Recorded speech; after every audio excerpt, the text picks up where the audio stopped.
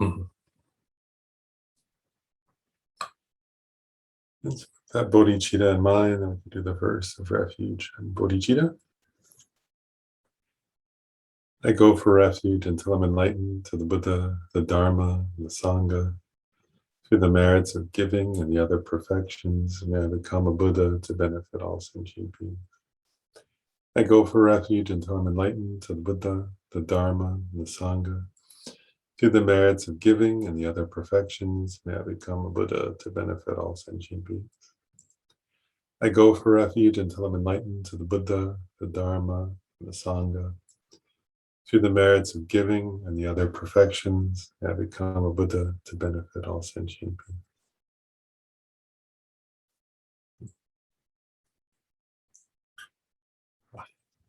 Okay, good to see everybody.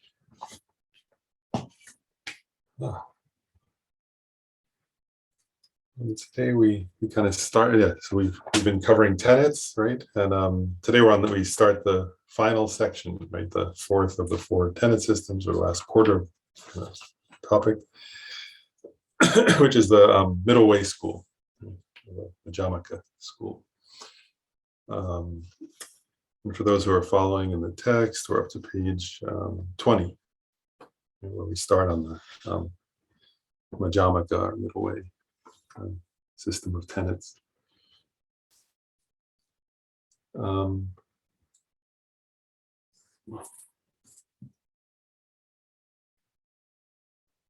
Actually, well, there's, I think actually,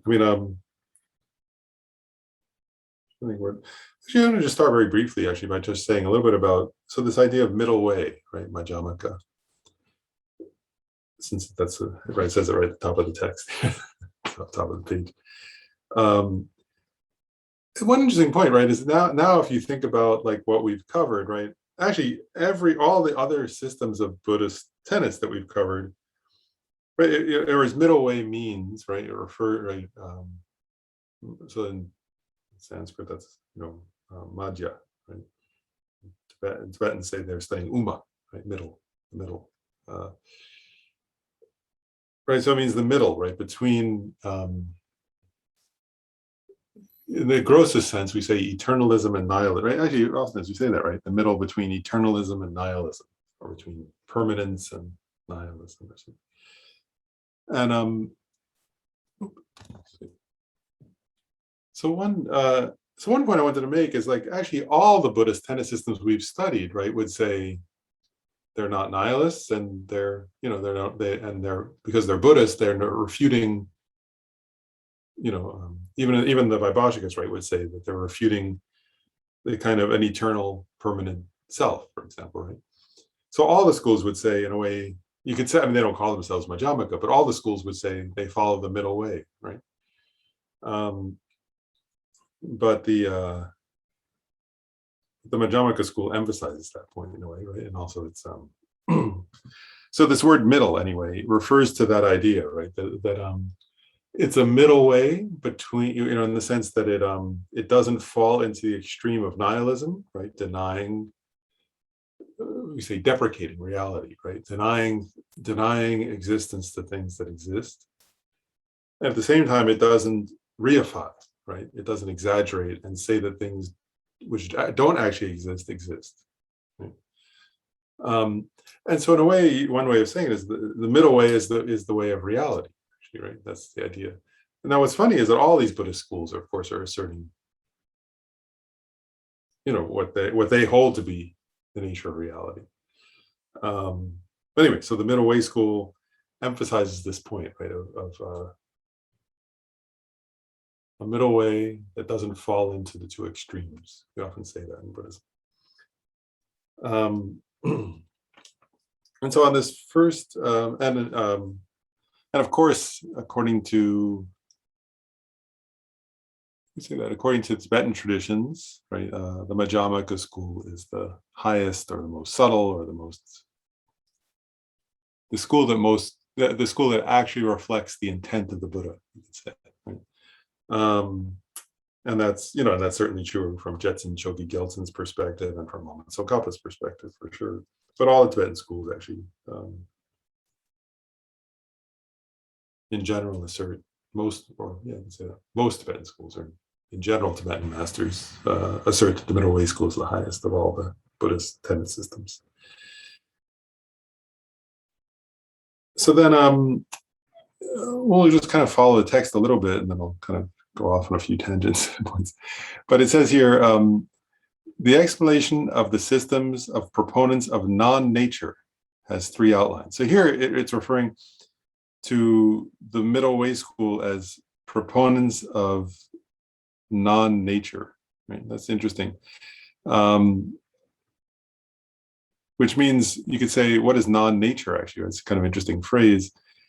And you could say of no truly existing nature or of no independent nature, right? So that all phenomena, you say that's actually, I want to say that, like, we're going to get into these distinctions because there are various sub-schools of the Majamaca. But one thing that all Majamakas agree on is that things lack, usually the phrase we use is true existence. So all the Majamaka schools will assert this idea that things lack true existence. So we could say, non-nature would mean no truly existing nature, right? So things lack a truly existent nature. And we're going to get into what does that mean. But for now, just say, so when it says proponents of non-nature, what they're getting at there is that all these Majamaka schools say things lack any truly existent nature. And they would all use this. Actually, I want to share, we're going to come back to this numerous times, but I want to share a syllogism that's often used, right? A logical assertion that's often used in all the Majamaka schools, which is, a thing is not truly established because it is a dependent arising. So that's like a logical proof or a syllogism that's often used by Majamakas, right? So you could say things lack a truly existent nature, right? Because they are dependently arisen, right? And Majamakas say, there are various reasonings they use to, there are countless reasonings that Majamakas use to refute true existence or true nature or inherent nature. Actually, let's say true nature, but truly existent nature. And they say that dependent arising is the supreme reasoning proving emptiness. So then it's now, and I remember all the schools give this definition, right? So it says, what's the definition of a middle way, follower of the middle way? So it says the definition of a proponent of non-nature, which here is a synonym for a Majamaka, a middle way follower, a proponent of non-nature. So the definition is a person propounding great vehicle tenets who does not assert true establishment even conventionally. Right. So first of all, if we look at that definition, right, a person propounding great vehicle tenets, right? So that means a Mahayana tenet follower, right? So because Majamaka is a tenet system of the Mahayana, the great vehicle. And then it says, who does not assert true establishment even conventionally, right? And at this point, actually, I want to be careful. I'm not going to define true establishment yet. We will. But the reason I'm not going to define it yet is that you're going to see there are two different divisions, two main divisions of Majamakas, and they define true establishment slightly differently. And that difference is important. So we're going to have to define true establishment as we go through each of the two sub-schools of the middle way. So in general, the definition that covers both of the sub-schools, right, or all Majamakas, is a person propounding Mahayana, or great vehicle tenets, who does not assert true establishment even conventionally. And so one point, though, is, right, so you already get the sense that's different than a mind-only, right? Because mind-only followers are also great vehicle tenet system, right? But they do establish. So one difference is if you're a follower of the Chittamatran system, then you do assert true establishment conventionally, right? There is mind-only followers assert, for example, an example would be that the mind is truly established, right? Is truly existent. So if you're a follower of the mind-only school, you would assert mind is truly existent. If you're a follower of the middle way school, you would have to say mind is not truly existent, right? So that's a difference. I'm just pointing out between those. now come the divisions, right? So there are two divisions of Majamakas, and here it lists them, right? Autonomous or Svatantrikas. And I want to point this out also, I used to get confused. So Svatan, here, if you look at the Sanskrit word, Svatantrika. So I used to get confused when I first read about this. It's not the same, because remember the second of the four tenet systems was Tantrica, right? So I just want to point out they're not the same word in Sanskrit. Tantrica is a follower of the sutras. That's what that means, right? Sutra follower. We studied that already. Whereas Svatantrika means autonomous, or a follower of autonomy, which we're going to get into what does that mean. But they translate the word Svatantrika as autonomists. And they are different than prasangikas, right, or consequentialists. So those are the two subdivisions of the middle way school. And then it says the meaning of each division, the explanation of the autonomy school and the consequent school. So I just want to point out now what the text does, this text by Jetsun Chogi Gelsen does, is it's going to go, all the other chapters went through 7 points, right, for each, for each of those. Every chapter that was covering a school went through 7 points, the definition, the divisions, the etymology, and so on. Jetsun Chogi Gelsen in this middle way school, he does the 7 for the Svatantrikas, and then he does the 7 for the Prasangikas. So he breaks it out into like 2 sub-chapters or something. Still the same middle way school, but he breaks it down into two. He goes through the 7 points 2 times because he's really trying to tease out the differences between these 2 schools. So that's how that goes. And maybe I'm going to go ahead and read the definition of an autonomist or Svatantrika, and then I'm going to pause and talk a little about the difference, about the history of Svatantrikas versus Prasangikas. So we're going to, on page 21, it says the autonomy school, an explanation of the autonomy school, the Svatantrikas, and it lists the 7 outlines, and then it gives the definition, right? So it says, the definition of autonomist is a proponent of the middle way or Majamaca, who, by way of accepting autonomous reasons, does not assert true establishment even conventionally. Autonomous, Svatantrika, and proponent of the middle way who propounds inherent existence are equivalent. So I thought to pause there. This is a good point to pause, right? Because I was thinking, like, if you read that, right? So you get actually, if you read the definition here of autonomous, right? So he's defining what is a Svatantrika Majamaka. So we get it's a proponent of the middle way, right? So it's a Mahayana, a proponent of the Majamaka, who so that means that includes that it's Mahayana, right? Who and now it says by way of accepting autonomous reasons, does not assert true establishment even conventionally, right? And so what does that mean, right? Like I think it's funny if you don't, if you haven't studied this a lot, right? Actually, if you just take in the English language, what is an autonomous reason, right? Like you could pause and kind of go with that. What is that? And sort of, I think to understand what they're getting at here, it'll be useful to step back for a moment and just give a little bit of context. Yeah, context is a good word. So I want to talk a little bit about like just a very brief introduction to the history of Majamaka that will, then you can understand what they're getting at, about why are there autonomous reasons. So of course, a Majamaka would say that the actual founder of the Majamaka school is the Buddha, right? The Buddha taught the Prajnaparamita Sutras. The Prajnaparamita Sutras teach the Majamaka perspective. So, the original source of Majamaka thinking is the Buddha. And, we say his second turning of the wheel of Dharma is the Prajnaparamita, includes the Prajnaparamita, the mother of all the Buddhas. And so, the ultimate founder of the middle way school on this planet in this time is the Buddha. But then, according to Mahayana school, Mahayana history, the way traditional Mahayanists kind of assert this, they would say, well, the Buddha actually recognized that for the most part, most people weren't ready for the radical view of the Majamaka. And so he publicly mostly taught right? Like most of his public teachings and most, were recorded, like many of his public teachings were recorded in the Pali Canon and didn't emphasize Majamaka. They did teach it actually, but they didn't emphasize it so much. The Prajnaparamita Sutras did, but that they were kind of, what's the word? Actually, the traditional view is that they were hidden, right? And that they were held by the Nagas.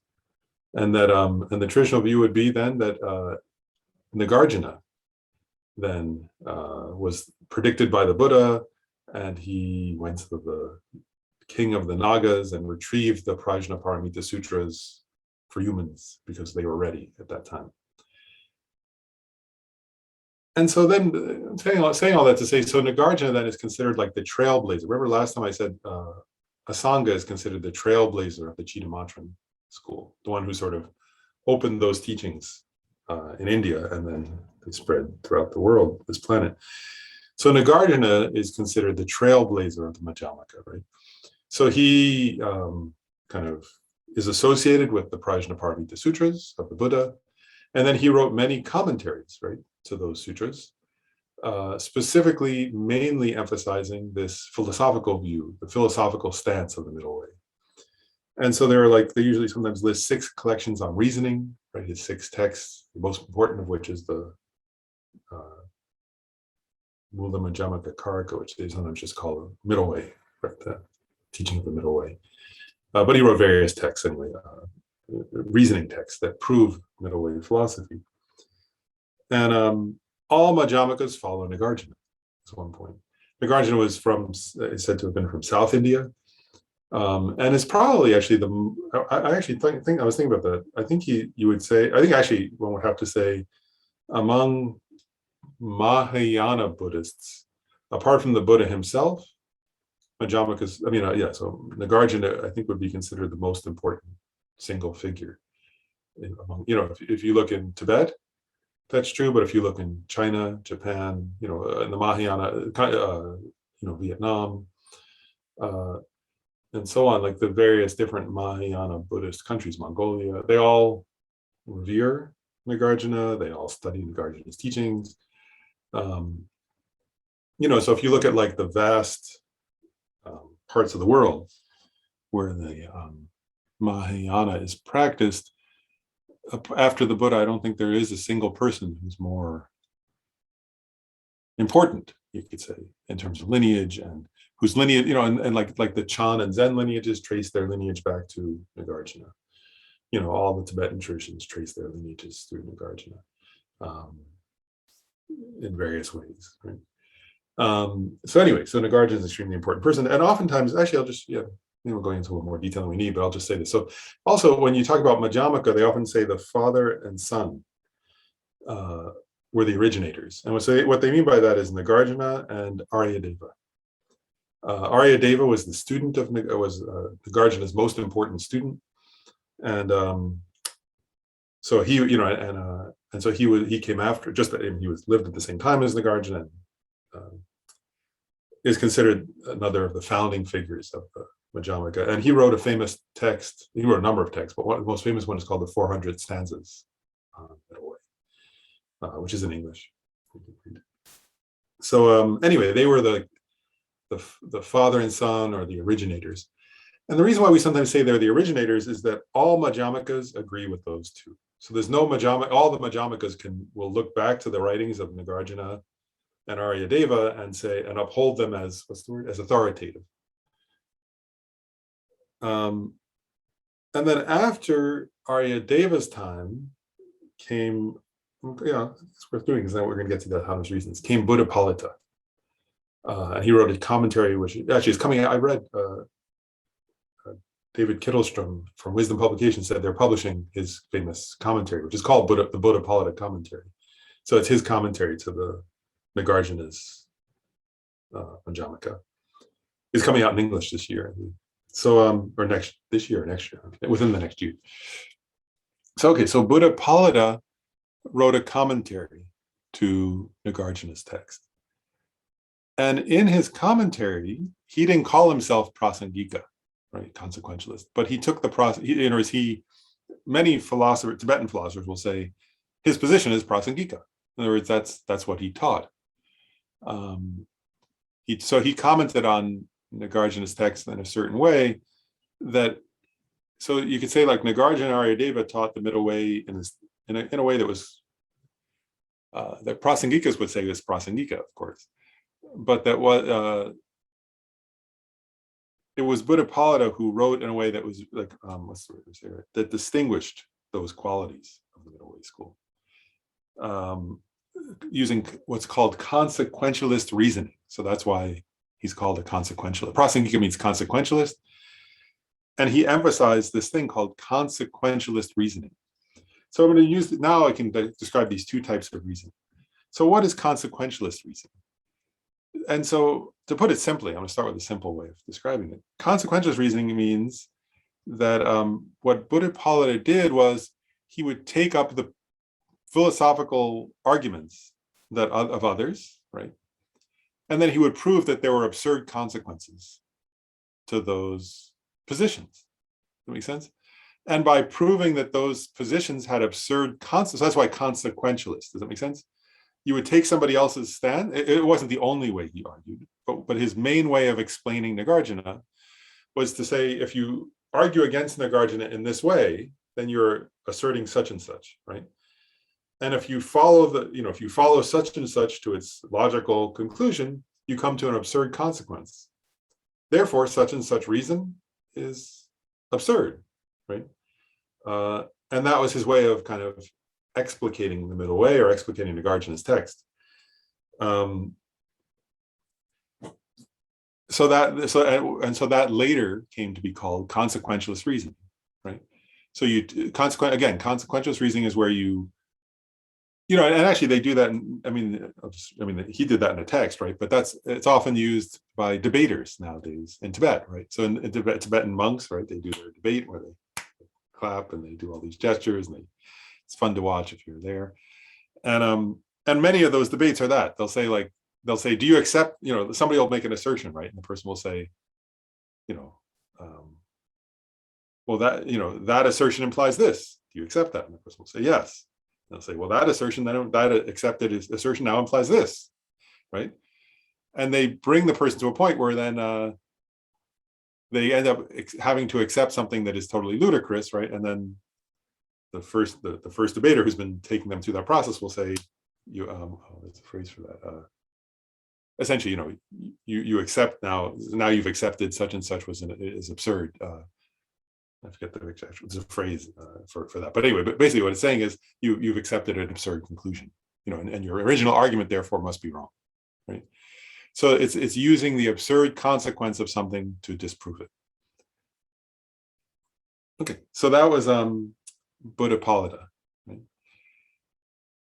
Then what happened was, some people actually, for what it's worth, historically, some people say he was the founder or the opener of the Prasangika school. Others say it was Chandrakirti, and it really doesn't matter too much. They both were really. Chandrakirti came later, as we'll see. But anyway, so Buddha Palada wrote this commentary which used consequentialist reasoning. Then came Bhavaviveka. And by the way, His Holiness Dalai Lama often will talk about Nalanda, right? The Nalanda tradition. So these are all masters of the Nalanda, great Nalanda monastic university in North India, near Bodh Gaya. So these are all like great philosophers. All of these are accepted as great, among the greatest Indian philosophers, the greatest Buddhist philosophers of all time. So they're all universally accepted as that. But anyway, okay, so Buddha Palada wrote that commentary. Then came Bhavaviveka. And Bhavaviveka is said to be the founder of the autonomy school. So now you see why this history was to get to the point. Since we're studying the autonomy school, that all that little bit of history I just shared is to get to the point of now you come to Bhavaviveka, who was founding this sub-school. And Bhavaviveka wrote a commentary to Nagarjuna, which disagreed somewhat.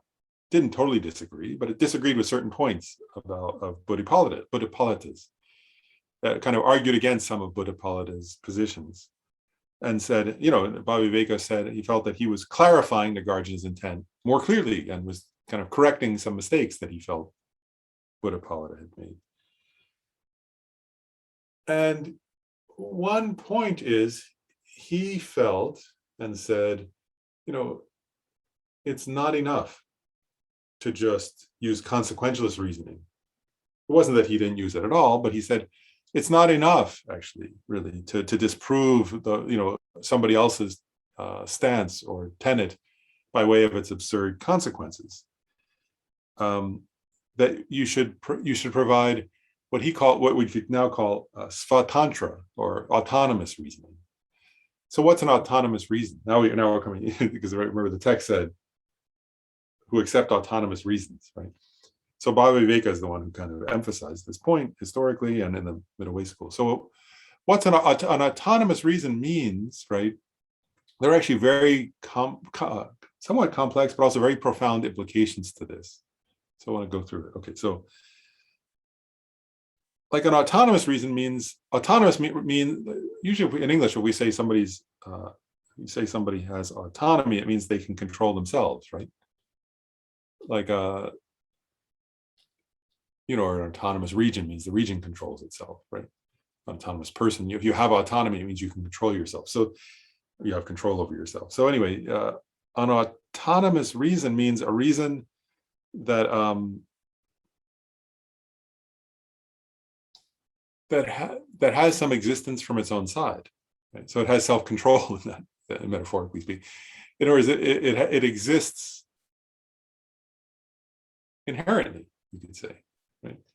And there's an and I want to explain what this means in a way. Like, if you look at it from the Prasangika perspective, right? They're saying, what do you assert, right?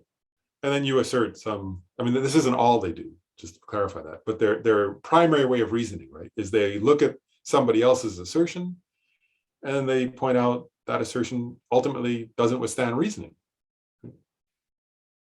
Whereas Bhaviveka is saying, no, you have to start with a common understanding between two people, right? Like, so, so like two people have to like look at, say, a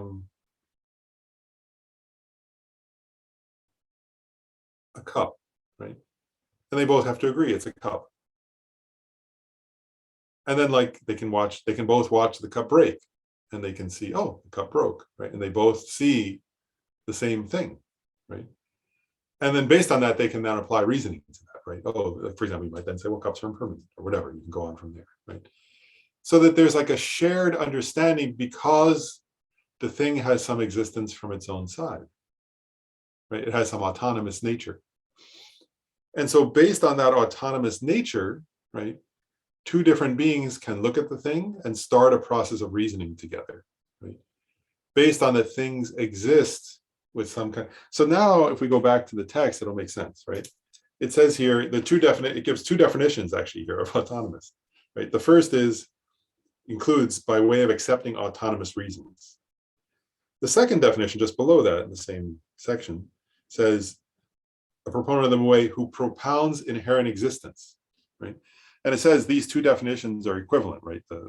So the first definition, which is a proponent of the middle way who accepts autonomous reasons and does not assert true establishment unidimensionally, or as for Tantrica, it can be asserted to be a proponent of the middle way who propounds inherent existence.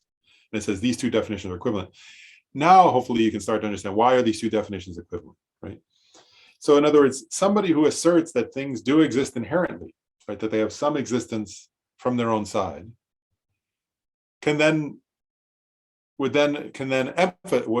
then emphasize autonomous reasoning, right?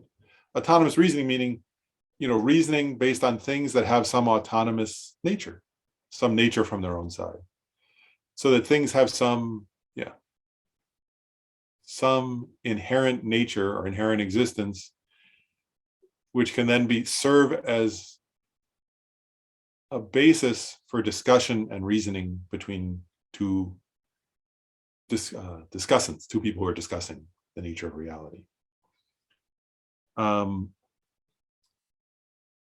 say one more part here. I'll continue on because I think that it'll help it make more sense. So Bhaviveka wrote a beautiful, brilliant commentary using autonomous reasoning.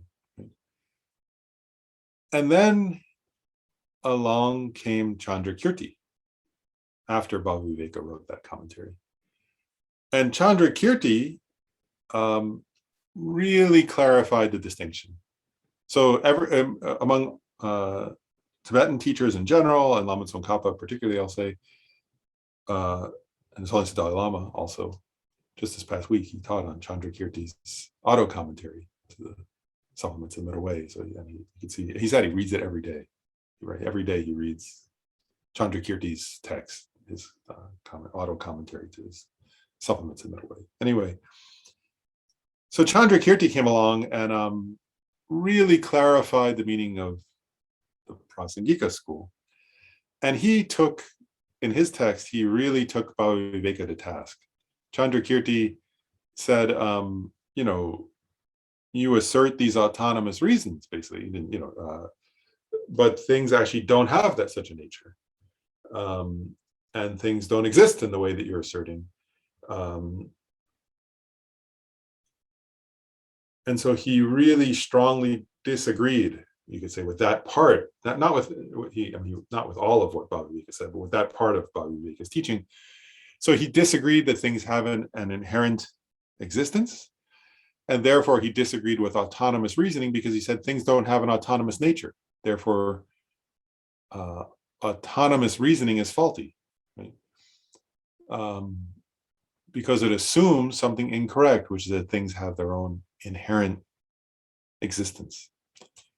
Okay, so that now, that's just an introduction to get to. So what is autonomous reasoning, right? So autonomous. So when we go back, because we say it's called the autonomy school, right? Autonomists or autonomy school. So an autonomic. So now you get it. So the definition of an autonomist is, right, a proponent of the Majamaca, right? So it means that the follower of Nagarjuna who's teaching the middle way and who accepts autonomous reasons, right? Who accepts that two opponents in a debate can agree upon something that has its own nature, that exists autonomously, that then can serve as the basis for that debate, right? And they do not assert true establishment, even conventionally. Yeah, so that's the definition. And I'll just stay with that first definition there. So they do assert, or they do accept autonomous reasons, but they do not assert true existence or true establishment, even conventionally. Yeah. And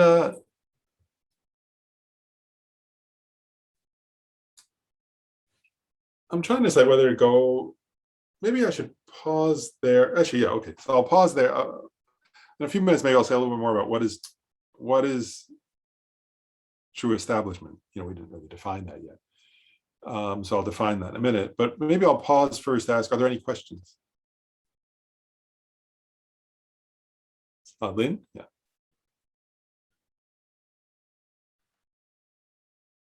I don't understand the difference, the definition of autonomous, who accepts autonomous reasons but does not assert true establishment, even conventionally. Because it seems like autonomous reasons is accepting that something exists by its own side. Good Is that question. wrong? That's a great question. Actually, that's what I'll explain that next. So I won't answer it quite yet. Let me get it. I'll get into that in 1 minute. That's exactly where we're about to go. So I'll explain that in a minute.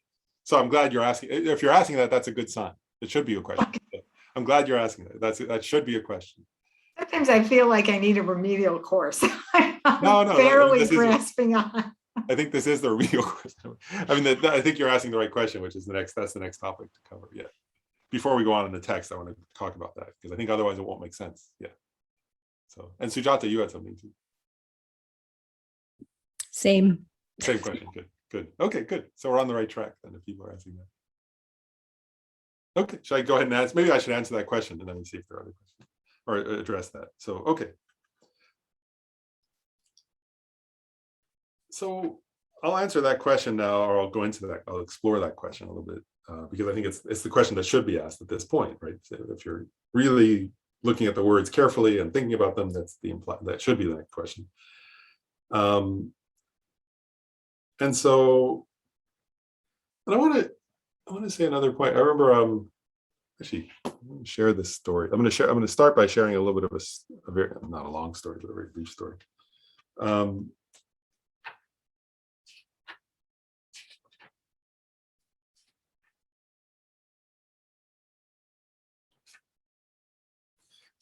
In the Lama Chopa, right, the Guru Puja, there's a verse. I mean, there's a verse that says, I'm going to read it. It's a verse about the middle way, right? And what it says is, samsara and nirvana. And by the way, it's verse 108. Seems auspicious. Anyway, verse 108 in the Lama Chopa, the Guru Puja, by the first Panchen Lama, it says, samsara and nirvana lack even an atom of true existence. While cause and effect and dependent arising are unfailing, we seek your blessings to discern the import of Nagarjuna's thought, which is that these two are complementary and not contradictory. And which is this beautiful verse, and anyway, so I'll share this very brief story. So one day I was thinking about this, I was like, well, I had been sort of reading the Majamaca, and Kenshin Rinpoche was staying with me at the time. And I was like, so I was reading how Prasangikas refute inherent existence, right? And then I was reading particularly that followers of the autonomy school refute true existence, but not inherent existence. And so I went to Kenshin Rinpoche and I said, well, the Panchen Lama says here, like even an atom of true existence, right? So is he asserting an autonomy school position? And Kenshin Rinpoche said, he pointed out, he said, both sub-schools, the autonomous and the Prasangikas both refute true existence. But for a Prasangika, true existence means inherent existence. For a follower of the autonomy school, it doesn't mean inherent existence. So it's defined differently. The word true existence is defined differently. They both follow Nagarjuna, but they define true existence differently. So a Prasangika and a follower of the autonomy school both refute true existence, but they define true existence in slightly different ways, is an important point. So all followers of Nagarjuna, as that verse points out, would refute true existence. But a Prasangika and a Svatantrika will define true existence differently. So, okay, so now I'm going to read the definition of true existence from the perspective of a Svatantrika. Does that make sense? So true establishment, and by the way, I should say this too first. I should actually, because this is going to get confusing otherwise. Okay, I'm going to slow down here. True existence and true establishment are synonyms. They mean the same thing according to this school. Does that make sense? So if I say true establishment or I say true existence, those are synonyms. Also, well, I'll just leave it at that for now. Okay, so here's the definition of true existence according to a Svatantrika. True existence means to be established by way of its own uncommon mode of existence without being posited through the force of appearing to an unmistaken consciousness. And so I want to say it again. True existence, according to the Svatantrika school, is establishment, to be established or establishment, by way of its own uncommon mode of existence without being posited through the force of appearing to an unmistaken consciousness.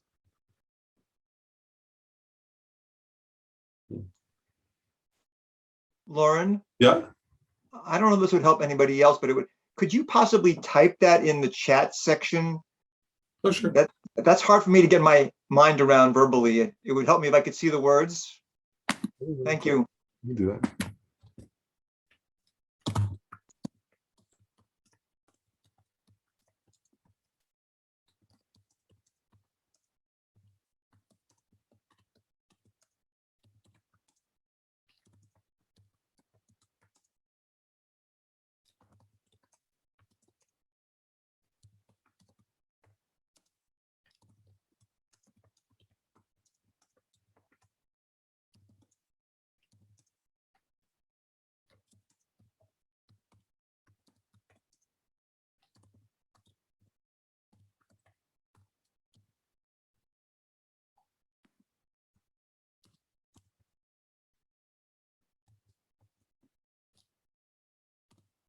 There you go. Established by way of its own uncommon mode of existence without being posited through the force of appearing to an unmistaken consciousness. Yeah, I want to make sure I wrote it right.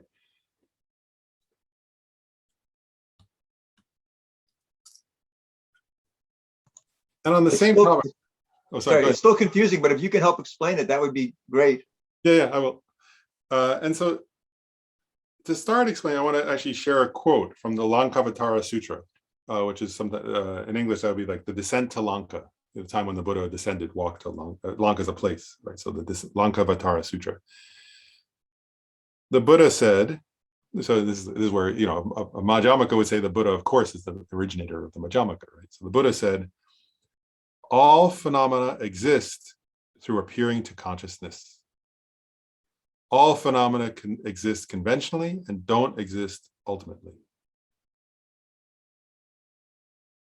So to start explaining this, right? So a simple way of putting what that definition is this, is that if things were truly established or truly existent, because remember, those are synonyms, right? Then they would exist without having to appear to an unmistaken consciousness, right? And this is getting at the question that now I want to explore the question though that Lynn and Sujata raised, because I think it's going to get at a subtle distinction between, it can be difficult to differentiate true existence from inherent existence, right? And remember, remember is confusing a little bit, but to a prasangika, as I mentioned, like Gyume Khenchen Rinpoche said, right? To a prasangika, inherent existence and true existence have the same meaning, but not to an autonomous. So I want to describe the autonomous school. And actually, I kind of want to argue for the autonomous school for a moment here, right? Because that's the position we're taking. That's what you're supposed to do at this point. Even though ultimately, you know, we're all, you know, profound followers of the prasangika. I'm joking, right? I'm not sure if we understand, I'm not sure if I even understand the prasangika. So let's try asserting the autonomous school view for a moment. So, and I'm going to use the Buddha's quote here, right, from the Lankavatara Sutra. So he says, all phenomena exist through appearing to consciousness. All phenomena exist conventionally and don't exist ultimately, right? So one point they're making, right, I'm going to go through various points they're being made here. One is, remember, actually, I said this at the very beginning. I want to go back to the very, very beginning of Tenets. I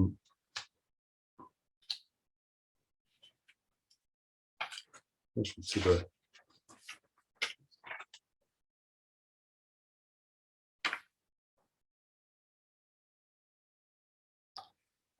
When we were studying the Vaibhashika school, right, I kind of emphasized a certain point, which was even the Vaibhashikas said a thing, an existence, and an object of knowledge are equivalent, right? So an existent thing, right, something that exists, part of the definition in all Buddhists, to all Buddhists, means an object of knowledge, right? One thing that's interesting is the Vaibhashikas then don't tease out the implication of that, do they? Right? So in other words, all Buddhists agree that an existent thing means that the thing is an object of knowledge, right?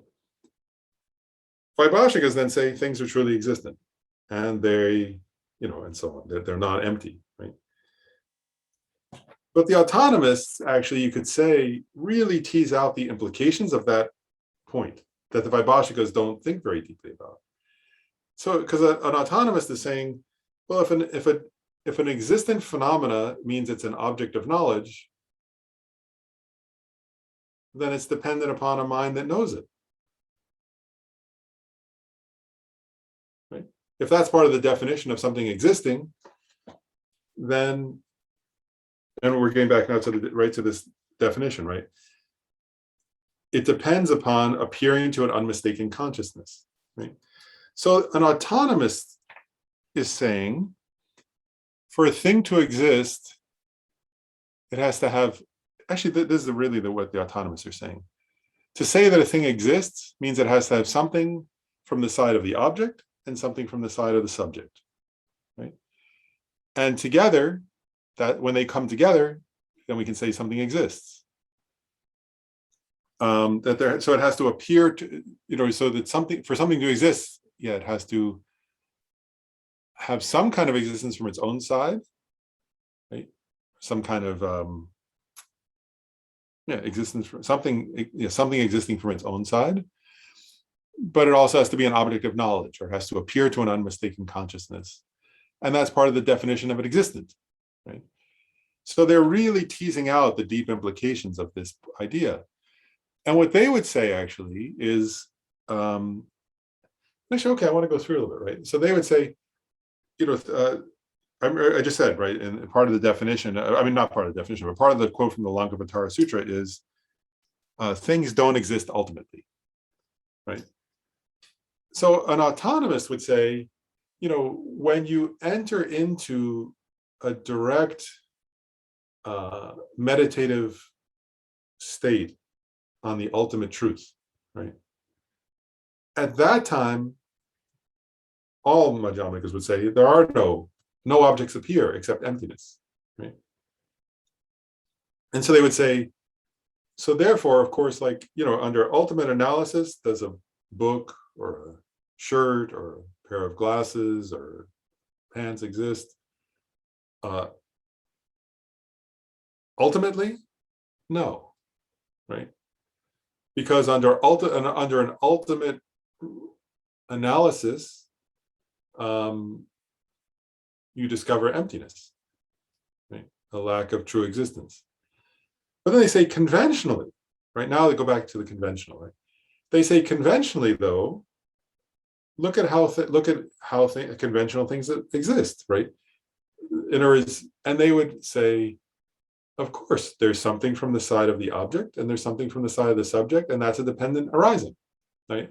And through that dependent arising, that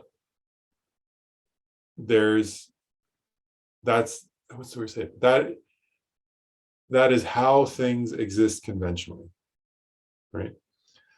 And they would make a number of points, which I want to point out, right? They would say,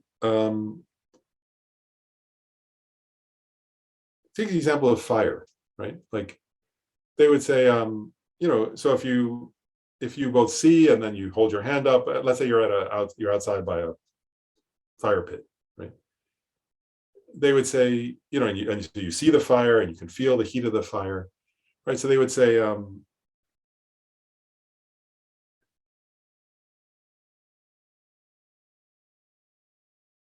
is fire ultimately existent? No.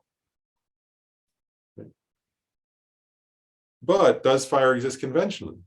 Yes, of course, right? And how does it exist, right? So they would say, well, there's something from the side of the object, right? Because fire has heat, it burns things. And then there's a consciousness perceiving that fire. And so you can say that's fire, right? And they would say, if you were to assert there's nothing from the side of the object, right? Which is what Prasangikas assert, right? They would say it's merely labeled, right? So an autonomist would say it's merely labeled, then fire doesn't burn. It's not hot from its own, and they would say then you can assert anything about anything. They say, of course, things have to have some existence from the side of this subject and some existence from the side of the subject has to perceive them, but there has to be something coming from the side of the object. Actually, one way, they don't say this, but I'm gonna use my own term. Otherwise, everything's just a hallucination or something. Nothing has any existence from its own side. And actually, if you stay with that for a moment, based on your own experience, actually would say, well, that seems quite true, doesn't it? In other words, they're actually, and you could actually see from their perspective, right? You would say, because everybody knows, right? Prasangikas say things are merely labeled, right? This school would say, merely labeled, then fire doesn't burn, and water is not wet. Yes, it depends upon consciousness, right? It depends upon a knower, but it also depends upon the known. That's what dependent arising. So going back to that quote, right? Nagarjuna, the quote about Nagarjuna there, right? Where it said, let's see, what was it, verse 108? You can start to see the profundity of the autonomist position, which is, right, go back to that quote. I'm going to read the quote again. Samsara and nirvana lack even an atom of true existence, while cause and effect and dependent arising are unfailing, right? We seek your blessings to discern the import of Nagarjuna's thought, which is that these two are complementary and not contradictory, right? So from an autonomous perspective, they would say, yes, that's what Nagarjuna, you can interpret that verse from an autonomous perspective, or from a Prasangika, by the way. That was what Kintsurimshi was implying to me, right? So if you interpret that verse from an autonomous perspective, autonomist's perspective, right, of the middle way, they would say, first of all, yes, samsara and nirvana lack even an atom of true existence. Why? Because they're dependently arisen. What does that mean, right? They would say, what that means is it's dependent. It's dependent upon something coming from the side of the object, then a consciousness perceiving it. There's an interdependence there, which is how things exist conventionally. And that conventional existence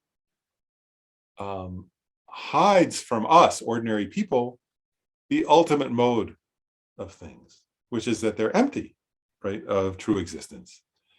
They're empty, that they don't empty of independent existence, you could say, right? They don't exist independently. They don't exist truly.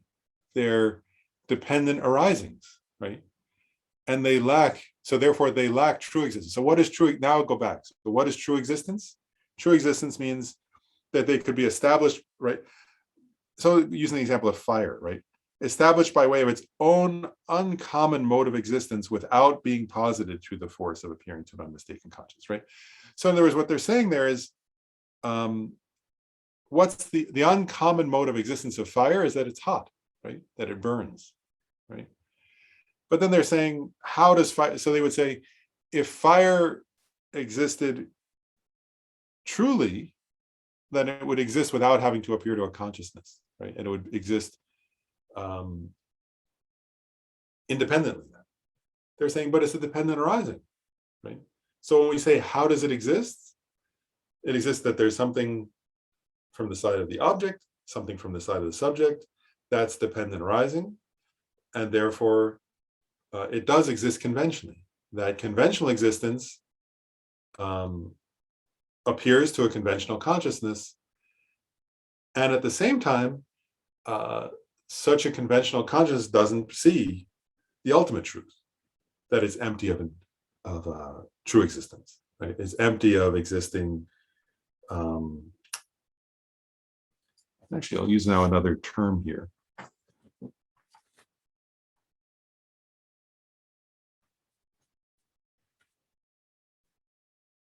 And so I'm going to use some more terminology from this Tantrica system that'll help explain this a little further, I hope.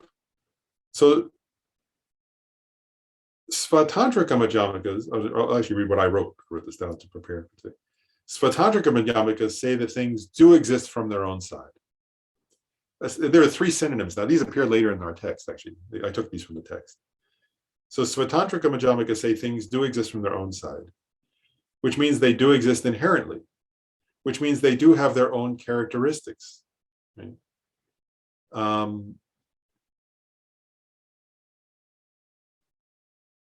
But they would say they don't exist truly. Because if they existed truly, then as Bhava Viveka would say, true existence would be existing without having to appear to a valid mind. But things don't exist that way. They're dependently arisen, depending upon the object, which exists by way of its own characteristic, and a valid mind perceiving it.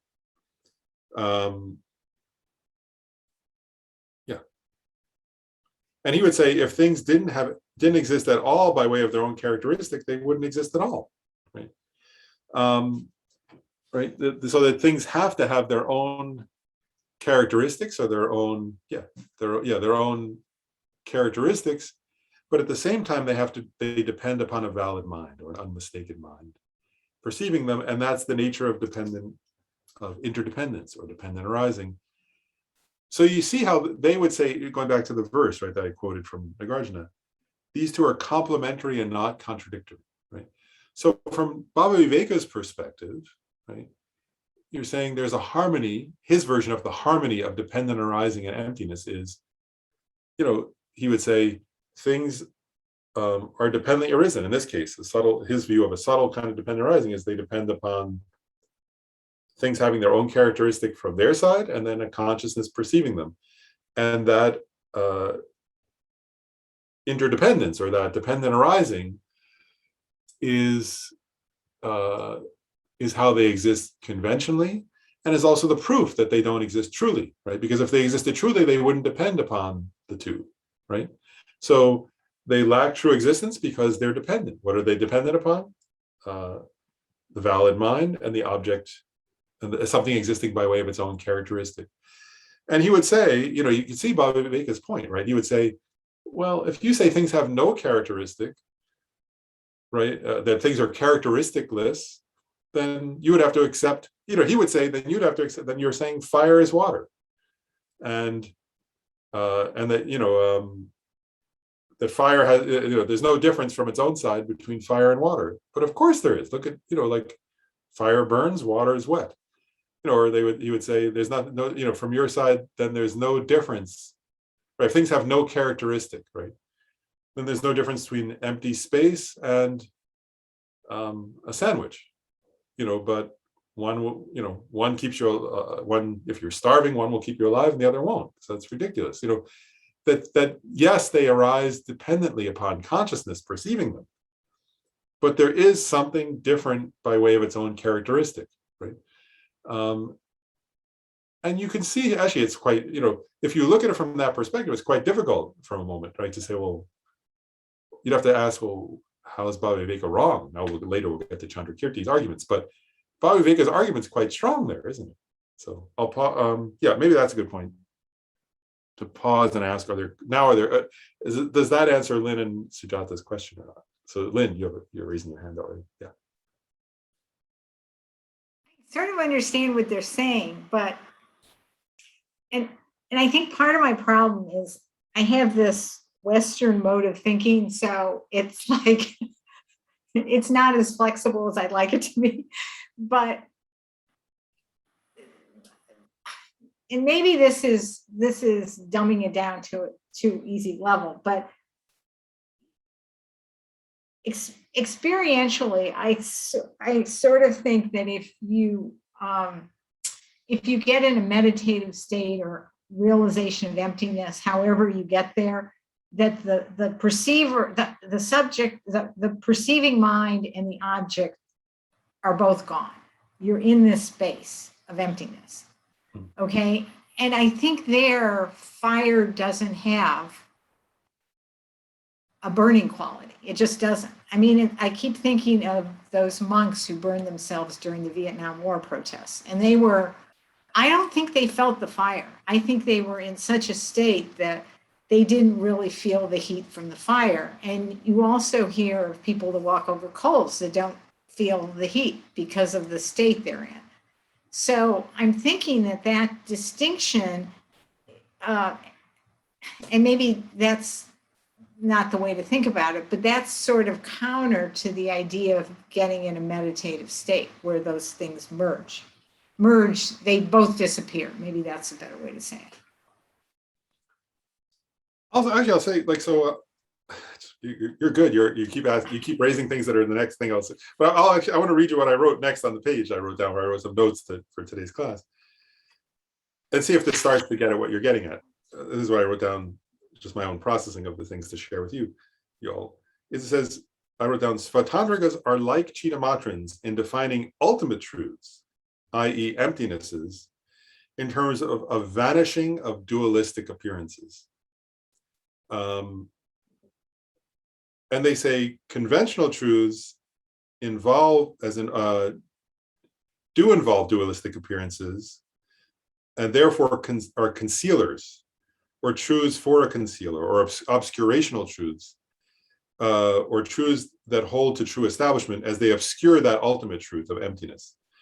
So in a sense, what a Tantrica says is getting back to your point about the experience, right? The experience, they're similar to Chitta Mantras in this sense, that a Svatantrika says the experience of ultimate truth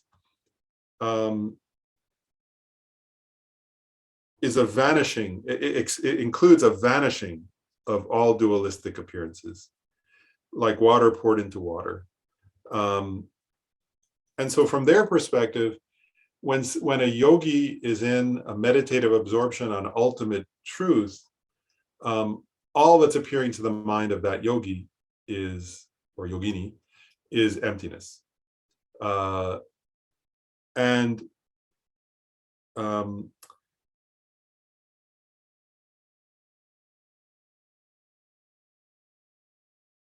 what they say, right, is then when one comes out of that meditative equipoise, right,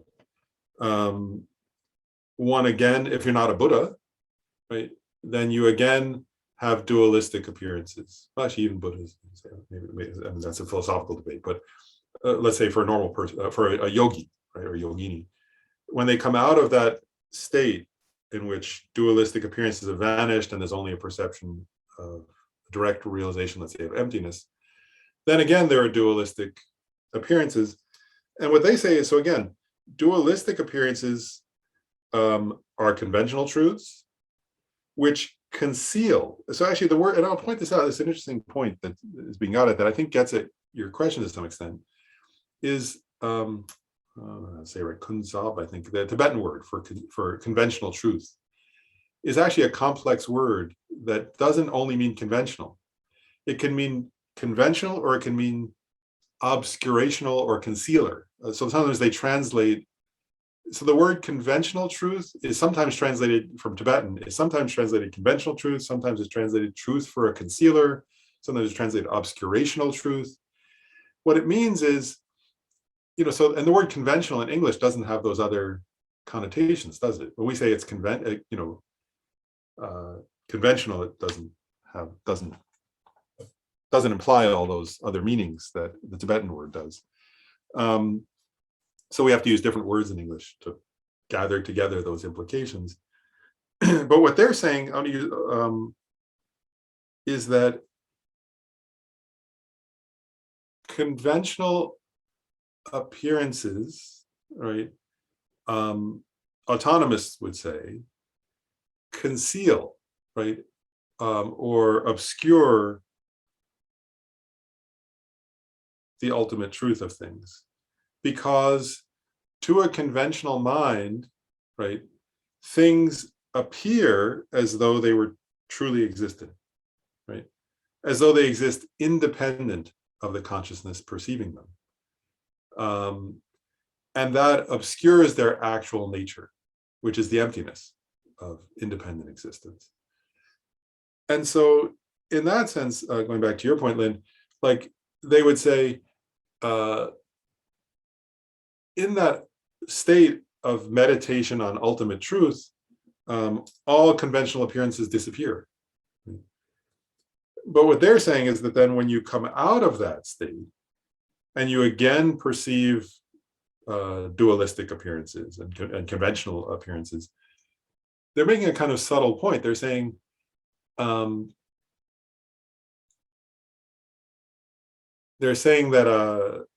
on the one hand, they're saying, how do those appearances arise? They arise through something coming from the side of the object and something coming from the side of the subject. And therefore, they're dependently arisen. And at the same time, they're saying there's an obscurational component to that conventional appearance, because it's, for ordinary people, when we're having such conventional appearances, it conceals to us a deeper nature, which is that things lack such an independent existence. And so they're saying, but yeah, so that's the way they would put it. So they wouldn't disagree with you that in meditative equipoise, in a non-dualistic state, there's not an appearance of dualism, and there's not an appearance of conventional objects at that time. But they would say, still, when you come out of that and you see, when you come out of that state and then you go cook, there's fire there, and fire, and the fire, how does it arise? There's something from the side of the object and something from the side of the subject, and through interdependence in that way, there's an appearance, or there's there's an experience of conventional truth. Again, and it hides something deeper, which is the ultimate nature of that thing, which is that it lacks independent existence, and therefore it lacks true existence, because for them, true existence and independent existence would be synonyms. So they would agree with you, though, that in meditative equipoise, there's a lack of dualistic appearance. Oh, Sujata, you have your hand raised. Okay. I'm confused about valid minds and non-human beings, or even so non-human beings versus human beings, and so I don't know, like this idea that there are disembodied beings that could be present with us simultaneously, that are experiencing water as not wet or fire as not hot, right? And I think about like when you're visualizing sometimes in some of these prayers where you're creating like so many Buddhas and Bodhisattvas, and like I worry about the offering lamps, that I'm like, oh, but that's not a problem, right? Like that's why this came to mind, right? Like they're not getting burned by the fire, right? So I think that's where I'm getting stuck in this. Does that make sense? Is my question making sense? And then, also with regard to I don't know, just any beings that might not experience the same molecules that are existing here. I'm not saying that they're not here doing what they do. I just feel like if you have a different mind, you might not experience water as wet, or you're embodied differently. You might not experience those things that way. So I think I'm having trouble figuring out how that fits with this. Yeah, it's really, interesting. First of all, I think you're raising an interesting point. First, I'll say, I'll make a point about one geshe. I'm going to quote first, just so people have a context for this, a little bit of information related to your question. One of the geshes who was commenting on this chapter said, he raised the question, what's an unmistaken mind or a valid mind, unmistaken mind or valid mind? And he said, in this sense, he gave a fairly simplistic definition, which is a mind that's not affected by an adventitious cause of error. And that we talked about before. That's like where, so if somebody has a fever and they're sort of seeing the world as spinning, or, something like that, or they have jaundice, so they're seeing a white conch as yellow or something, So he's saying that they're not affected by an adventitious cause of error, and they're not mistaken regarding the object existing by way of its own character, which is a tenet of the autonomy school, so it's not a mistaken in that sense, because things do exist by way of their own character. So that's, that's the definition, I guess, according to that geshe of what is a valid mind in this sense. Another geshe said it's a pramana, a valid cognition. So it's a new and incontrovertible knower. So those were two different definitions that were given to valid mind or unmistaken mind. One was essentially not really; it's just not. Not affected by an adventitious cause of error, like some kind of disease. The other, I think, was interesting too, though, which is a valid cognition, right, or a pramana, a new and incontrovertible knower. And I guess I just want to explore your question, though, although that's like a formal thing. But then I think this is worth contemplating. I think it's worth contemplating your question deeply. And Lynn's too, actually. I want to say both questions are worth contemplating more, because what you're both getting at are core, you're both in your question, though, actually, I didn't say this in the first response to Lynn's question, but you're both actually getting at at topics that Chandrakirti explores in much greater detail when looking at his critique of Bhaviveka's position. And so, well, first, since I'm answering Sujatas, I'll say that, and then I'm going to go back actually and say something about Lynn's question, the same point. But with your questions, part of it, actually, I'll share like,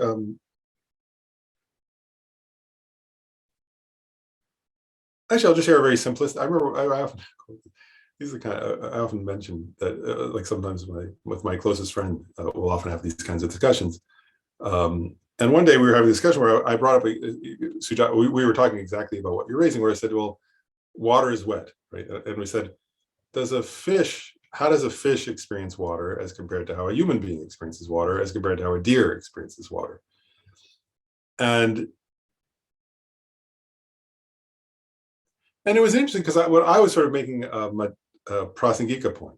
I was saying, well, a fish experiences water in a radically different way, obviously, than I do. Therefore, water doesn't have its own intrinsic characteristic, right, as the autonomists would say. And then, my friend was saying, well, in both cases, there's something existing from the side of the water, though.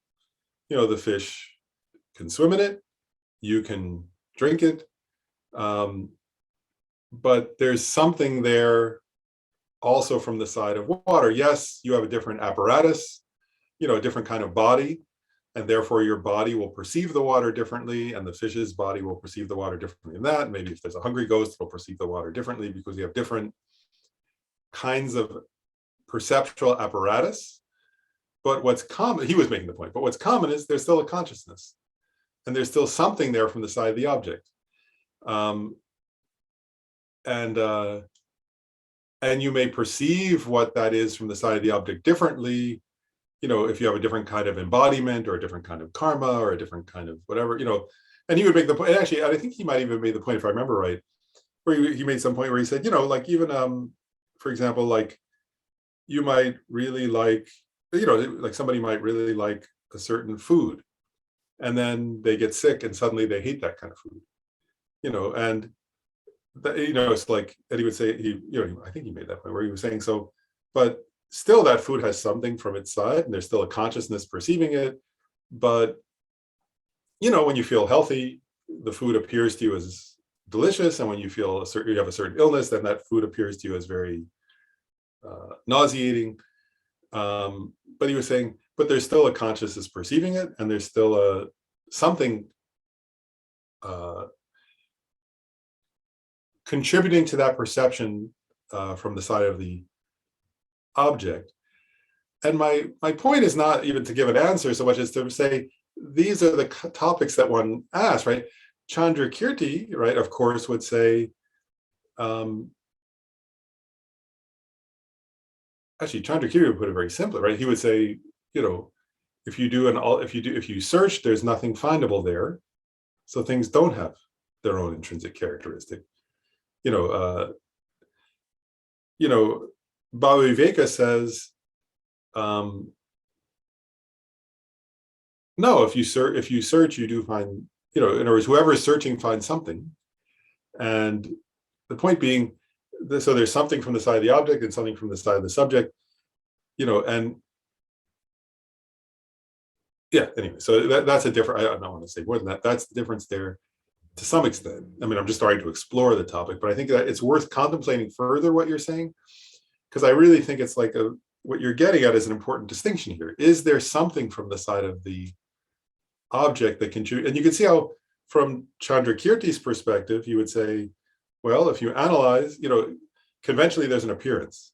That's on that Chandrakirti is satisfied with, conventionally there's an appearance that nobody can debate. Of course there's an appearance, right?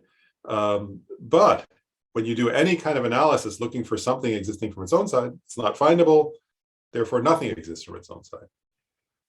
But you can see that Bhaviveka's point is quite profound that way, where he's saying, he's also raising a question. He's saying, well, wait a second, if nothing exists from its own side, then that's nihilism, right? Then anything is anything. then it's not even dependently arisen. You're just making stuff up, basically. It's kind of a nihilistic perspective. Doesn't even depend on karma. Then it does. How does it depend on karma? If karma has no autonomous nature, how does it give rise to its result, right? And if fire has no autonomous nature, why does it harm you?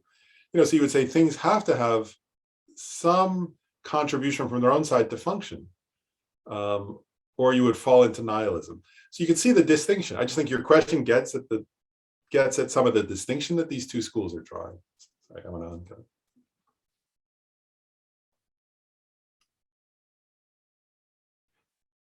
Oh, and maybe I'll just say, before I'll take Anna to say, I just want to say one more point relating this to Lynn's question, because I think it's getting at the same difficult topic. I answered the question from, as best I could, at least from an autonomous perspective, but Salis Dharma often quotes Chandrakirti, actually, who says, there's a verse from Chandrakirti's Majamaca Kavatara, which Salis Dharma often quotes, which says, if things existed from their own side, then if things had some intrinsic characteristic, then that should appear to the mind of a Arya Bodhisattva who's directly perceiving emptiness.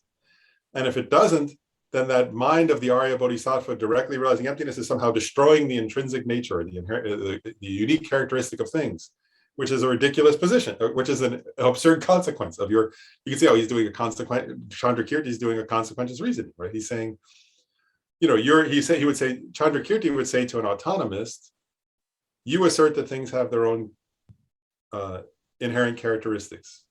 You also assert that Arya Bodhisattvas, when in meditative equipoise on emptiness, have no appearance of conventional phenomena. But they see reality. So are they destroying that nature? Does their somehow meditative equipoise destroy the intrinsic nature of things? So Chandrakirti, in a way, takes up the position you, Lynn, were hinting at, and uses that as an argument against the autonomy school. Of course, the autonomous, I answered from the autonomy school's perspective, which is no, that doesn't destroy the intrinsic nature. They're seeing the ultimate nature. But then when they come out of that meditative equipoise, again, there's an appearance which has to come from a dependent arising, which is the side of the object and the side of the subject coming together. That's their position. But Chandrakirti would say the opposite, right? He would say there's an absurd consequence of that, which is that it should still appear when when you analyze the ultimate nature of reality and enter into non-dualistic meditative equipoise, you should be seeing the heat of fire, but you're not. You're seeing emptiness. So it's not intrinsic. So he would disagree. So he would take up your position, Lynn, and he does take up a position similar to what you raised, and he uses that as an argument against the autonomy school. The autonomy school would still disagree and would say, here's why. So I just wanted to mention both of you are raising very deep issues, which Chandrakirti in his text explores more, is all. Then Anna has her hand up. Yes, I have. I still feel a little bit confused about I can understand use of water or fire as an example to explain the conventional existence and truly our ultimate existence. How about using a karma example? Because I know karma, not just a virtuous karma, bad karma, it always carries, human carries karma to the future lifetimes. So it's kind of like a permanent existence.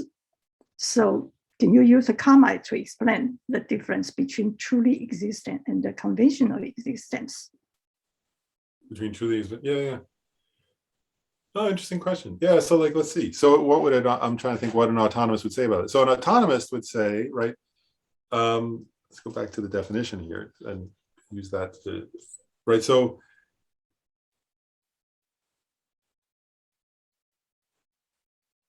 an autonomist would have to say, on the one hand, does karma, first of all, of course, an autonomist would say karma does exist. How does it exist? It has to exist conventionally, right? Because it's not an ultimate truth. Ultimate truth is an emptiness, right? So for them, karma would definitely be a conventional truth. That's the first point. So then, from their perspective, they would say, on the one hand, I'll use these terms here from this other. They would say, on the one hand, and they would disagree, Chandrakirti would disagree with this, but they would say karma must exist by way of its own characteristic, right? I'm going to use that term. That's how conventional things exist, right? So it has to have its own characteristic. And they would say, why does it have to have its own characteristic? Because bad karma has the characteristic of leading to suffering, right? Good karma has its own characteristic of leading to happiness or well-being. They would say if karma didn't have its own characteristic, then that'd be nihilism. Then bad karma could lead to happiness and good karma could lead to suffering. So they would say karma must exist by way of its own characteristic because it exists conventionally and it functions, right? And if it functions, it has to have some characteristic coming from its own side, right? And therefore, like the karma of murder will lead to a bad rebirth in lower realms, and a karma of generosity will lead to, as you know, Nagarjuna has a famous quote where he says, you know, generosity leads to wealth, for example, right? It leads to having resources. And so they would say, you know, they followed Nagarjuna. They would say, so the karma, their position would be the karma of generosity must have its own characteristic, which is, its characteristic is it's a good karma that leads to a certain kind of result, having resources. So it does have its own characteristic. But then they would say, you know, that if it going back to, but is it, so they would say it does exist by way of its own characteristic. But then, right, they would go back and say, is it truly existent, right? And they would make the point, if it were truly existent, right, then it would be independent of, their definition of true existence means it doesn't depend upon consciousness, right? And they would make a point. They would say, well, first of all, your point on about karma goes from life to life. They would say karma is carried on the consciousness, right? And from their perspective, right, how do you create karma, right? It's with an intention, right? So if you think from a Buddhist perspective, you would say, well, first of all, karma, when karma is initially created, it's created based upon a consciousness having a, you know, that's conjoined with a mental factor of intention, of a motivation, right? Then one does the action, and they say then the action is, from their perspective, they say what goes from life to life is consciousness itself, right? So the action, the karma, is carried by or imprinted upon, you say carried by the consciousness from life to life. And then eventually that karmic imprint will give rise to a result, right? That's experienced by consciousness. And so when you think about what is karma, right? Like you could say, so for example, like the Buddha, when the Buddha, you know, there are many stories in the sutras, right? Where the Buddha like sees somebody and they say, oh, this person in a past life did this, and that's why this result happens. So they would say, well, that's a conventionally existent phenomena. Why? Right? Because it's not an ultimate truth, right? It's a conventional truth. And how is it a conventional truth? Well, the Buddha, you know, first of all, from its own side, by its own characteristic, the person, let's say I'm using generosity, right? First of all, there's something coming from the side of the object, which is the person that actually did a generous act, right? It's not just labeled. The Buddha's not just making it up. The person did in a past life do a generous action. But it's also perceived, right? In other words, the Buddha is seeing it and saying, oh, you know, you're a king now and you have this wealth because in a past life you gave to such and such Buddha or something in a past life, right? So that karma, so I want to go back. So it does exist by way of its own characteristic. Good karma gives rise to good results from a Tantrica perspective. But it's not truly existent, because if it were truly existent, it would exist without having to appear to a consciousness. And let me give that example, right? When the Buddha says, oh, so-and-so gave generously in a past life, now they're experiencing this good result, it's appearing, in that case, in that moment, it's appearing to the Buddha's consciousness, right? And he's seeing it, and that's how it exists. It exists by conventionally, right? Which means it exists depending upon something coming from its own side and something coming, and then being an object of a valid mind. So karma does exist by way of its own characteristic, but does not truly exist, or is empty of true existence. Does that answer your question though, or no? Yes. Okay. Yeah, I mean, I was thinking karma is like a permanent nature. Everything phenomena is impermanent. I mean, it's impermanent because it's temporary. Just like emptiness is selfless because everybody died, so it's impermanent. But karma carry with us through the future. So I'm thinking that that's permanent nature. So it probably is our true ultimate existence. But now I'm wrong. Thank No, you. yeah. So the good point. Yeah. So karma, yeah, according to all Buddhist schools, actually, they would say karma is impermanent because it's a function, right? In other words, it arose due to causes and conditions. And then eventually, like a seed, like we often use the metaphor for karma of a seed, right? So like the previous action creates the karmic seed, and then it's produced by causes and conditions, which is the previous action. And then eventually that seed will ripen into an experience. So in that sense, it's impermanent because it changes, right? Like in other words, it arises due to causes and conditions, and then it's carried to a future life, and then it's because of some what's it called, temporary conditions, it can ripen, and then it gives rise to a result. So in that sense, it's impermanent, just like a seed is impermanent. Okay. Yeah. Okay. Thank you. Yeah. So think of it like a seed. That's a good metaphor, right? Because the seed is impermanent because it arises and then eventually gives rise to a plant. Like similarly, karmic imprint, you could say, or something. It arises due to some causes of a previous action, and then eventually it ripens like a result, just like a seed is a good metaphor. I think, yeah, that's right. Okay. Yeah, other questions, I guess. They're really good questions today. All the questions are really interesting. So should we continue on just a little further then? So but you're starting to get the idea, I think, of the autonomy school, right? So their idea, and really, I think it was an important point to start using that quote from of dependent arising, right? I want to make one other point also, right? Maybe before I go on to the next division, there's no hurry here. Like, so the other one is, so it says here, I'm still in the definitions, right? So we went through autonomous.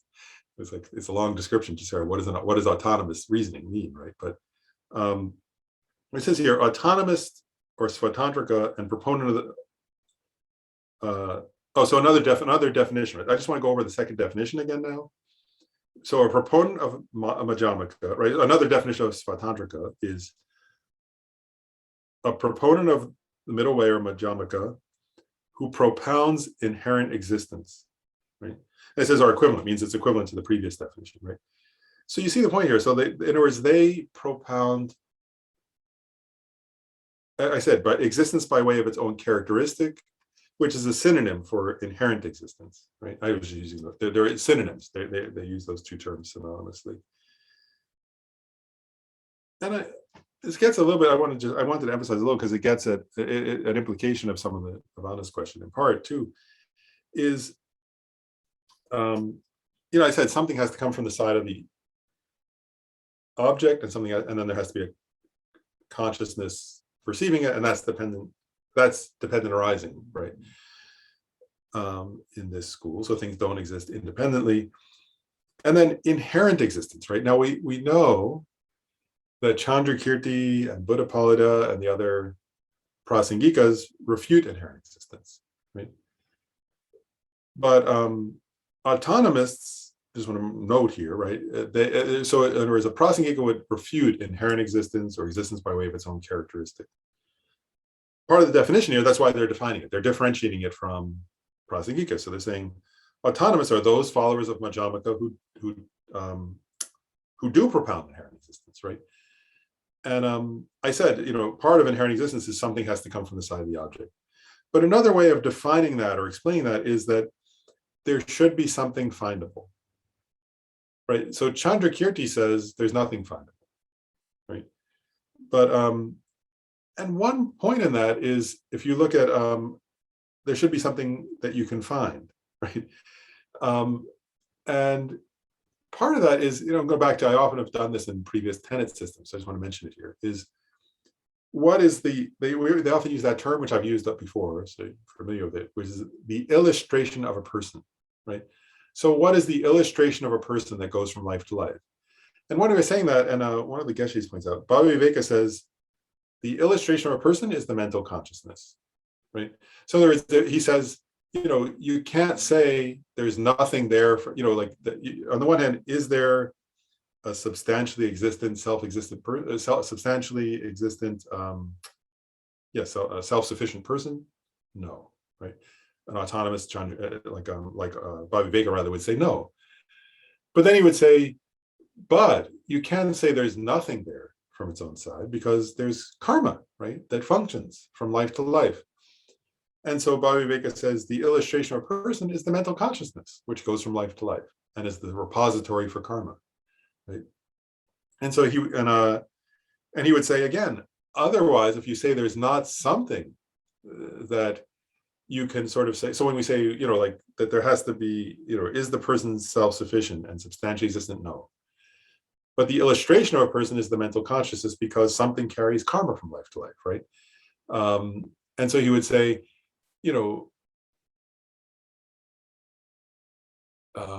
conventionally, the illustration of a person is that mental consciousness which goes from life to life and is the repository of karma. That's the way to put it. I have to pause because it's different than what Chandrakirti would say, of course, right? So I want to get it from Bhaviveka's perspective. So Bhaviveka and other Svatantrikas do propound inherent existence, but they don't propound true existence. And inherent existence is a synonym for existing from its own side or existing by way of its own characteristic. And then maybe this time, so I'll just introduce the next point, which is the divisions, right? So the second heading here of the autonomy school. So there are two divisions among Svatantrika Majamakas. And this gets, if you want to do the Sanskrit, which is here in the text, it becomes kind of long, I guess you'd say. So there are two divisions, Sutra middle way autonomous and Yogic middle way autonomous. And so the Sanskrit, right? The Sutra middle way autonomous are Satantrika, Svatantrika Majamakas. Right? And the Yogic middle way autonomous are Yogacara Svatantrika Majamakas. And then Jetsun Chogi Gyaltsen says, the definition of a Sutra middle way autonomous or Satantrika Svatantrika Majamaka is a proponent of the middle way who propounds a presentation of conventionalities through mostly conforming with proponents of Sutra. And so I want to explain this just briefly. And then what he's getting at here is, I'll just kind of explain this point a little bit, this time. So what he's saying is, so Bhaviveka founded started a kind of sub-school of middle way, which was autonomous or Svatantrika. And then there came to be different kinds of Svatantrika Majamakas. And maybe I'll jump down. So the most important illustration or proponent of the Sutra middle way autonomous was Bhaviveka. It says an illustration of the yogic middle way autonomous are Shantarakshita, Haribhadra, and Kamalashila. So Shantarakshita is very important in Tibetan history, right? He was the teacher who met King Tristan Detsen, who kind of founded the monastic lineage of Tibet. And he was one who suggested to King Tristan Detsen that he invite Padmasambhava to Tibet. So, Padmasambhava only came to Tibet after Shantarakshita, who had come first. There's a famous story, right? He had laid out the design. Shantarakshita had laid out the design for Samye, the first Tibetan monastery. And they say that as they were trying to build Samye, but during the day, the king's workers would build it, and at night, Tibet's indigenous demons would come take it apart. And so the king got very frustrated because they said his workers, all day they were building, and then at night it would get ripped apart by the autonomous demons of Tibet. And so finally the king went to Shantarakshita and said, this isn't working. You're a wonderful teacher, but I'm trying to build a monastery here, and it's not, there's no progress happening. And so then Shantarakshita, this is the story, the Shantarakshita said to King Tristan Detsen, oh, you need to invite Padmasambhava to Tibet, because he has the yogic power to subdue the demons. And if he subdues the demons, then there will be no problem. If he subdues the demons of Tibet, then there will be no problem. We can easily build this Samye, which is the great original seat of the Nyingma tradition. And so then Padmasambhava came and tamed Tibet's demons and through his tantric realization. So anyway, Padmasambhava and Shantarakshita worked together then to found Buddhism in Tibet. So one point I'm making, which Dalai Lama sometimes makes too, is following him, is that the original philosophical position of the Tibetans early on was Shantarakshita's, which was Yogacara Svatantrika Majamaca position, if that makes sense. That was his position personally, Shantarakshita, and Kamalashila came to Tibet after him, so they both taught those kind of texts and wrote wonderful commentaries that exist in Tibetan and in English both. So anyway, the point here is all of these Svatantrika Majamakas agree on the ultimate nature of ultimate truth. Does that make sense? So the yogic middle way autonomous and the sutra middle way autonomous agree with each other on the nature of ultimate truth, meaning emptiness. But when it comes to explaining how conventional truth works, the sutra middle way autonomous, the Svatantrika Majamakas, when they're explaining conventional reality, they mostly follow the Svatantrikas, who we already studied. Does that make sense? So when they're talking about how do conventional things exist. And so one point is these sutra middle way autonomous, when they're talking about conventional realities, they do assert external objects. Right? They say external. So Bhava Viveka and other, I'm just calling sutra middle way autonomous. Let's say they do assert external objects, just like the Svatantrikas do. And they also say there are no self-knowers, just like the Svatantrikas deny self-knowers. So they are middle way followers in the sense that they deny true existence and they refute, what's the word? They teach an emptiness of phenomena, which Svatantrikas don't. So they're not Svatantrikas, but when they're explaining how conventionalities function, they mostly follow the Svatantrika positions. By contrast, the yogic middle way autonomists, like Santarakshita, Haribhadra, and Kamalashila, again, they agree with Haribhadra on the nature of ultimate reality. But when it comes to conventionalities, they mostly follow Chitamatrans. And so they do not assert external objects. They, like the Chitamatrans, they say that there are not external objects, but that things exist in the nature of mind. Right? Objects exist in the nature of mind, and they do assert self-knowers. Does that make sense? So these are the two sub-schools. I just want to point that out so those are the two sub-schools of the autonomous Majamakas. And again, they're all autonomous Majamakas because they agree that things lack true existence, but that things do have some existence by way of its own characteristic. Right? But so the main difference between these two sub-schools, again, is just how they explain conventionalities. And so again, and I'll just say it one last time. So the Sutra middle way autonomists follow the Sutra followers of the Svatantrikas. They do accept external objects and they deny self-knowers. Yogic middle way autonomists follow the Chitamatrans, right? So and what does that mean? That means, remember the Chitamatrans, right? They deny the existence of external objects, which exist separate and cut off from the nature of mind, and they do assert self-knowers. Anyway, so that's the difference between those two subdivisions. And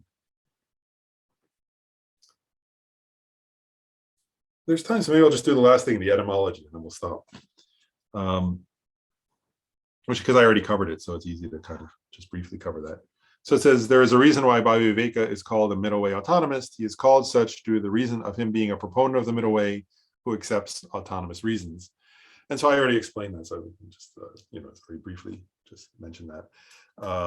So get through the section on etymology, right? And I guess one point is like, and we got through autonomous reasons and what that means. And sometimes you'll see a famous, I'll just mention this because I was thinking of it earlier.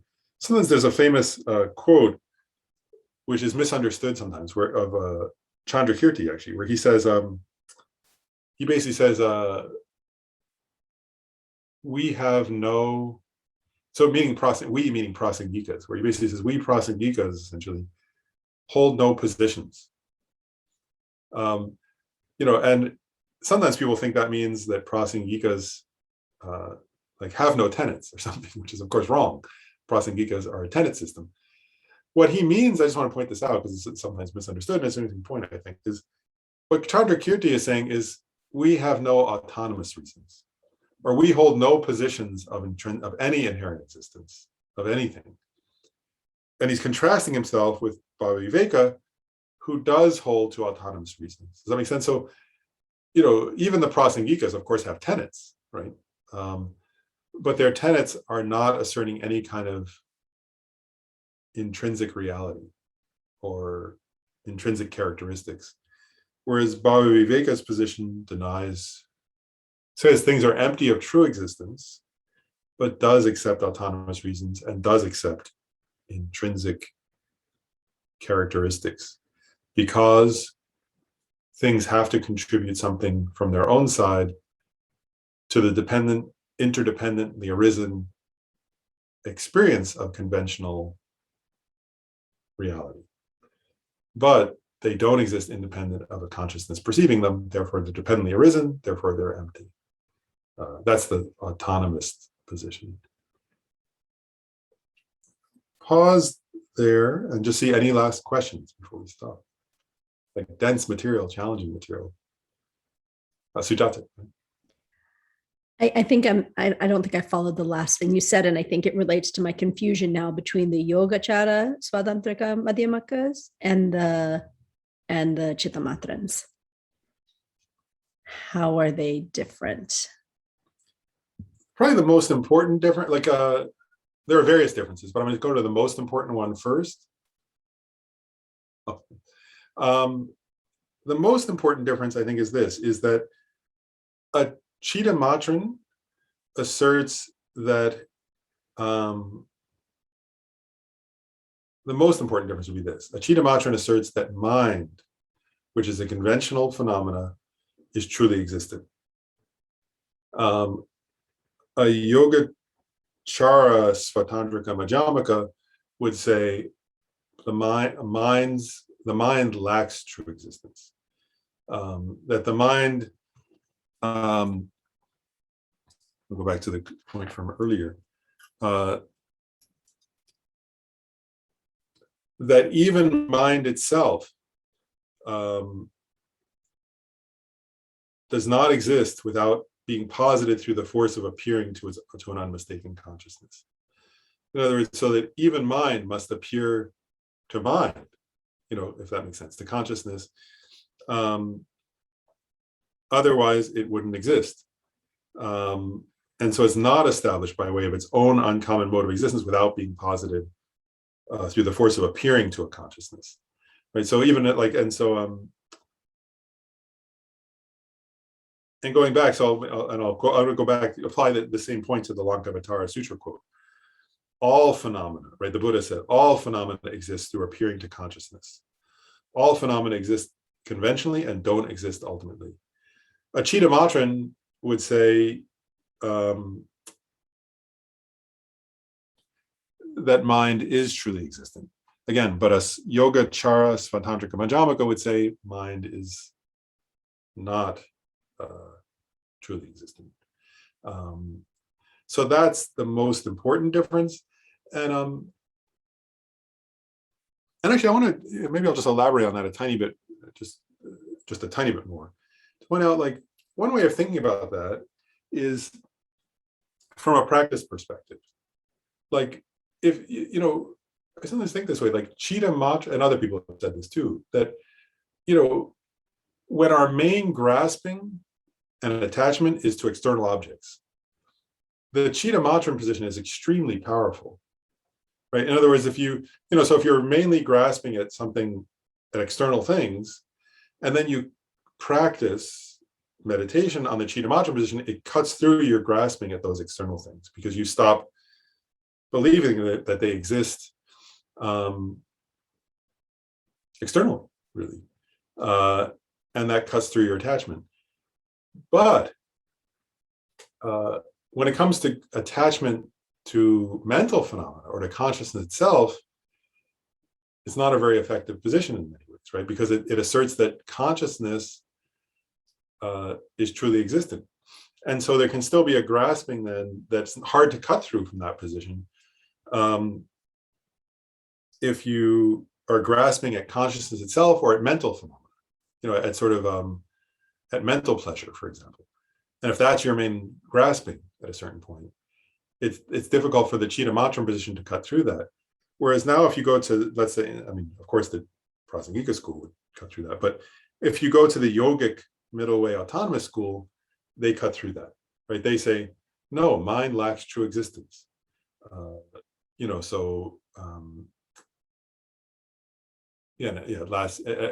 lacks true existence. Let's put it that way. And mind is empty. And by realizing that mind is empty, you cut through your attachment to mind and to mental phenomena. So it's in that sense, it's a subtler position. It's also undermines that kind of grasping. And you can see how it's subtler because it doesn't allow for a grasping at mind itself or at mental phenomena. It's another way of thinking about it.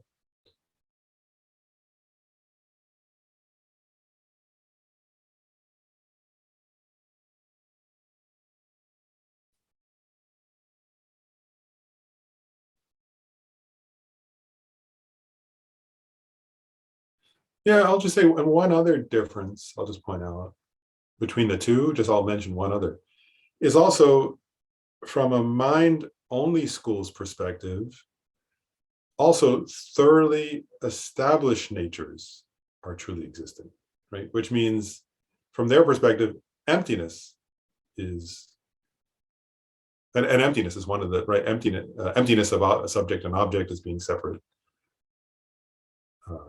phenomena, for example, is truly existent, right? Whereas from a yogic middle way autonomous position, emptiness is empty.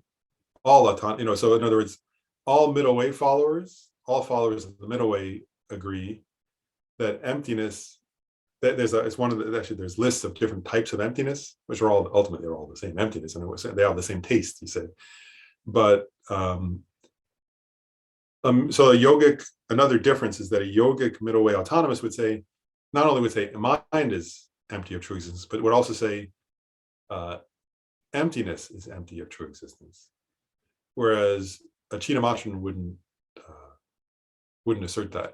They would say it's a thoroughly established nature, and they would say it is truly existent. Whereas, yogic middle way follows. So those are two differences.